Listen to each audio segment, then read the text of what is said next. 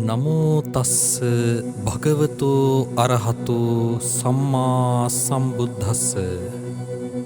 ඒ භාග්‍යවත් වූ අරහත් වූ තථාගත සම්මා සම්බුදුරජාණන් වහන්සේ හට මාගේ නමස්කාරය වේවා.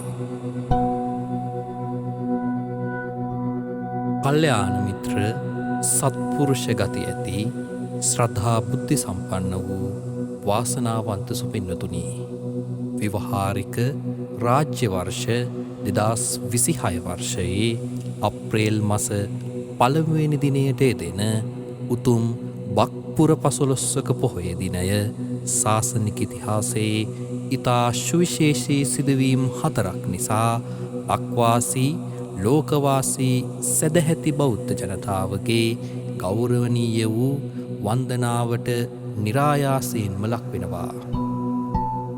පළමුවෙනි සුවිශේෂී සිදුවීම විදිහට මහා ශාන්තිනායකයාණන් වහන්සේ විසින් සම්මා සම්බුද්ධත්වයට පැමිණගත වූ 5 වන වසරේදී දෙවන වරට ලංකාද්වීපයට වැඩම කිරීම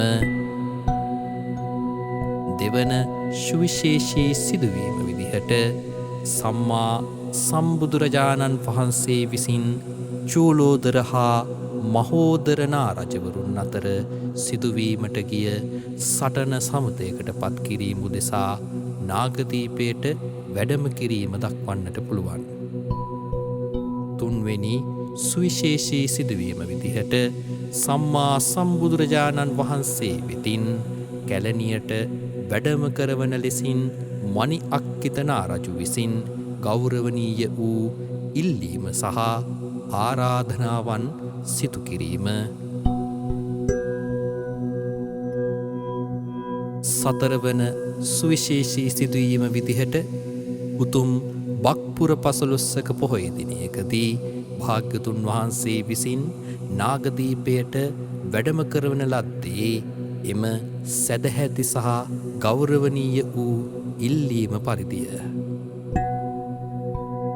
තුනුරුවන්ගේ අනන්ත ආශිර්වාදයෙන් සුපින්නතුන්ගේ සියලුම යහපත් සිතුම් පැතුම් ඉෂ්ඨභාවයට සිද්ධභාවයටම පත් වේවා.